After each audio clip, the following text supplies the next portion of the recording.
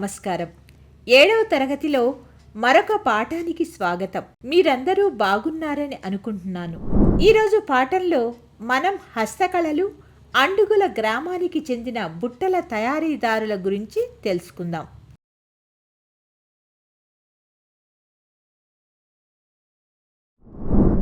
హస్తకళలంటే మీకు తెలుసా? హస్తకళ అనగా చేతులతో వస్తువులను తయారు చేయుట. ఉదాహరణకు చేతి వృత్తుల వారి ద్వారా తయారయ్యే కుండలు, చేతితో నేసిన కంబళ్ళు, బుట్టలు అల్లుట, అల్లికలు, చేతితో తయారు చేసిన నగలు మొదలైనవి. వీటిని మనం రోజువారీ జీవితాల్లో ఉపయోగిస్తాము. ఈ పాఠంలో ఈ క్రింది వాటి గురించి తెలుసుకుందాం. అండుగుల గ్రామపు బుట్టల తయారీ, పట్టణాలలోని మురికివాడలలో నివసించే వారి కష్టాలు, తెలంగాణ మరియు ఆంధ్రప్రదేశ్కు చెందిన బుట్టల తయారీదారులు. ముఖ్య పదాలు: ఎరుకుల తెగ.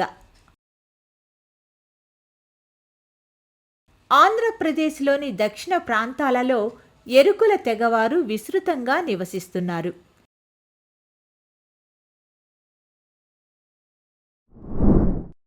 సాంప్రదాయక చేతి వృత్తుల వారు ఒక వ్యక్తి కానీ లేక కొంతమంది కలిసి ఎక్కువగా చేతులతో లేక సాంప్రదాయక పద్ధతిలో అత్యంత నాణ్యమైన ఉత్పత్తులను కొద్ది పరిమాణంలో తయారు చేసేవారు. పునర్వినియోగ వస్తువులు లేదా పదార్థాలు, వ్యర్థాలుగా పారవేయబడే వస్తువులను సేకరించి వాటిని తిరిగి ఉపయోగించే వస్తువులుగా మార్చే ప్రక్రియ.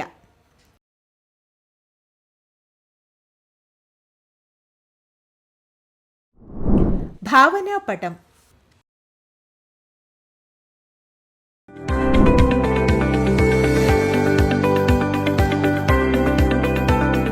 అండుగుల బుట్టల తయారీదారులు. ఇది పోలయ్య గురించిన కథ.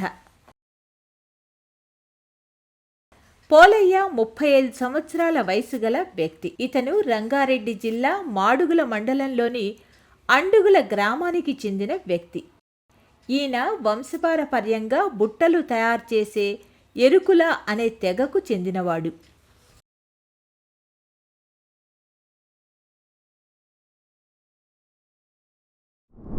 ఈయన భార్య పేరు భాగ్యమ్మ. బుట్టల తయారీలో అతనికి సహాయం చేస్తుంది. వీరికి 3 పిల్లలు. గ్రామంలో బుట్టలకు డిమాండ్ తగ్గిపోవటం వలన పోలయ్య తండ్రి 30 సంవత్సరాల క్రితమే మరో 25 కుటుంబాలతో కలిసి హైదరాబాదుకు వలసపోయాడు.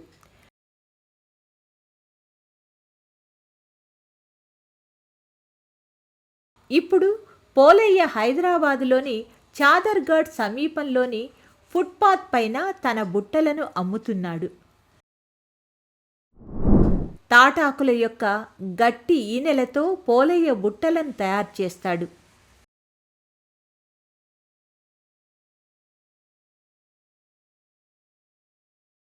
అతను ఆకులను కత్తితో జాగ్రత్తగా వేరుచేసి వాటిని ఎర్రటి ఎండలో ఎండబెడతాడు.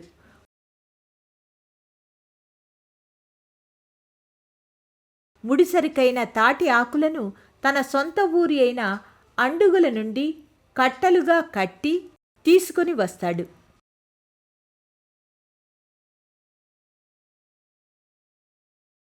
అతని కుటుంబ సభ్యులు అండుగుల గ్రామంలోని పొదల నుండి తాటి ఆకులను సేకరించి పోలయ్య లాంటి బుట్టల తయారీదారులకు అమ్ముతారు.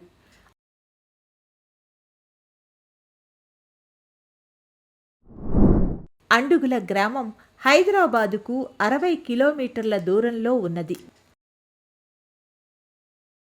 ఒక్కొక్క తాటాకుల మోపు ధర 120 రూపాయలు.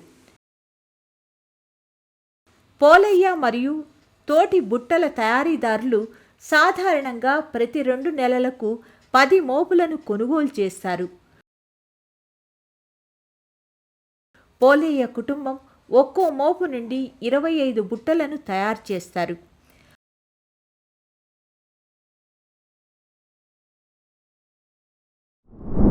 పది మోపుల తాటాకుల నుండి వారు దాదాపు 250 బుట్టలను తయారు చేయగలరు.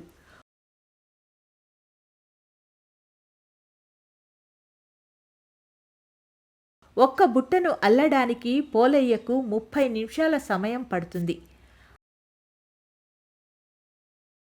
అతను ఉదయం 10 నుండి సాయంత్రం 5 గంటల వరకు తన సమయాన్ని బుట్టలు అల్లడంలోనే గడుపుతూ మధ్యలో అప్పుడప్పుడు ఆహారం కోసం మరియు విశ్రాంతి కోసం కొంత సమయం కేటాయిస్తాడు. ఒక్కో బుట్టను పోలయ్య 20 రూపాయలకు అమ్ముతాడు.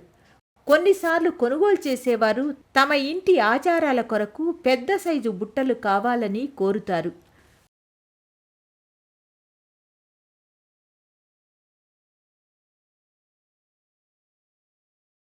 ముడిసరుకు పరిమాణమును బట్టి ఇలాంటి పెద్ద సైజు బుట్టలను ఎక్కువ ధరకు అమ్ముతారు. అతను సంవత్సరం పొడవునా బుట్టలను అమ్ముతాడు. 2 నెలలలో బుట్టలు అమ్మడం ద్వారా అతను 5,000 రూపాయల వరకు ఆదాయం పొందుతాడు. బుట్టల తయారీకి వాడే ముడిసరుకు ధర 1,200 రూపాయలు. దీనికి అదనంగా కొనుగోలు కొరకు గ్రామానికి వెళ్ళిన ప్రతిసారి 100 రూపాయల వరకు రవాణా ఖర్చవుతుంది. అంటే ప్రతి 2 నెలలకు అతని కుటుంబం 3,700 ఆదాయాన్ని పొందుతుంది. అయితే వారి కుటుంబ ఖర్చులకు ఈ ఆదాయం పూర్తిగా సరిపోదు. అదనంగా సంపాదించడానికి పోలయ్య వెదురుతో చేసిన తట్టలు మరియు స్టాండ్లు కూడా కొన్ని అమ్ముతాడు.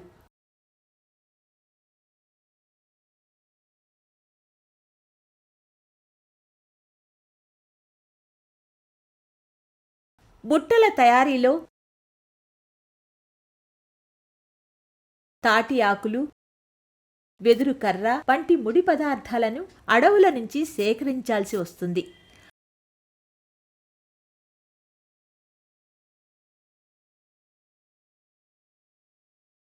దురదృష్టవశాత్తు పెద్ద పరిశ్రమల కోసమని చాలా వరకు అడవులను నరికివేయడం వలన వీటిపై ఆధారపడిన ప్రజలకు చాలా కష్టం కలుగుతుంది.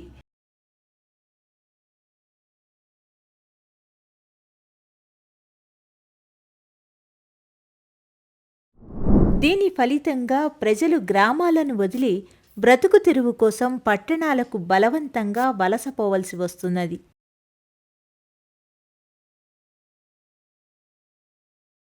ఇలాంటి సవాళ్లను అనేక మంది సాంప్రదాయ చేతివృత్తుల వారు ఎదుర్కొంటూ పట్టణ ప్రాంతాలలో సరైన సౌకర్యాలు లేకుండా జీవించవలసి వస్తున్నది.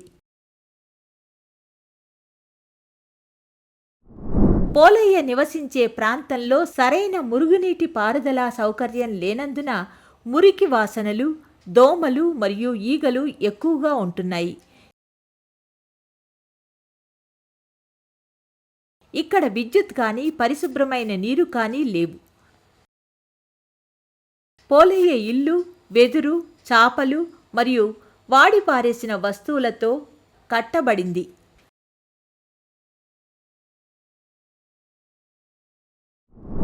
వర్షం వచ్చినప్పుడు పైనుండి నీరు కారటం మరియు ఇంటిలోకి వర్షపు నీరు రావటం జరుగుతుంది.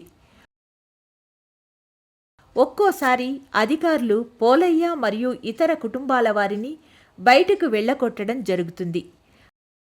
వారికి గుర్తింపు పత్రాలు లేనందున వారు ఓటు వేయలేరు మరియు ప్రభుత్వ రేషన్ను పొందలేరు.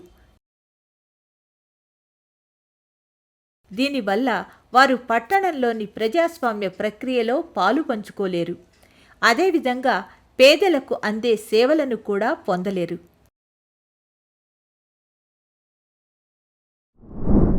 బుట్టల తయారీదారు. బుట్టల తయారీలో నైపుణ్యం గలవారిగా ఎరుకుల తెగ సభ్యులకు గుర్తింపు ఉన్నది. వీరు తెలంగాణ మరియు ఆంధ్రప్రదేశ్ రాష్ట్రాలలోని అనేక ప్రాంతాలలో నివసిస్తున్నారు. ఈ తెగలోని మహిళలు సోది లేక ఎరుక చెప్పుట అనే సాంప్రదాయక పద్ధతిని పాటించటం వలన వీరిని ఎరుకుల అని పిలుస్తారు.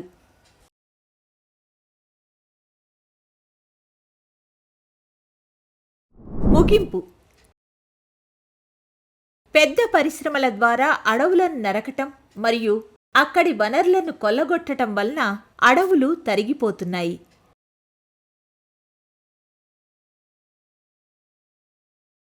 దీనివల్ల బుట్టల తయారీదారులు అడవుల నుండి బయటకు వలసపోతున్నారు.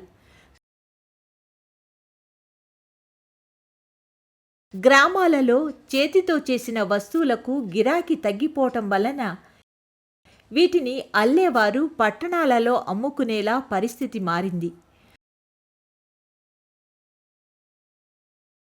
పట్టణ ప్రాంతాలలో వారి జీవితం దారుణంగా ఉంటుంది.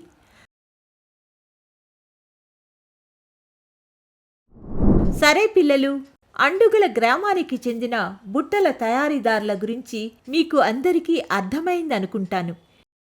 ఇక రెండవ భాగంలో మనం పోచంపల్లికి చెందిన చేనేతదారుల గురించి తెలుసుకుందాం.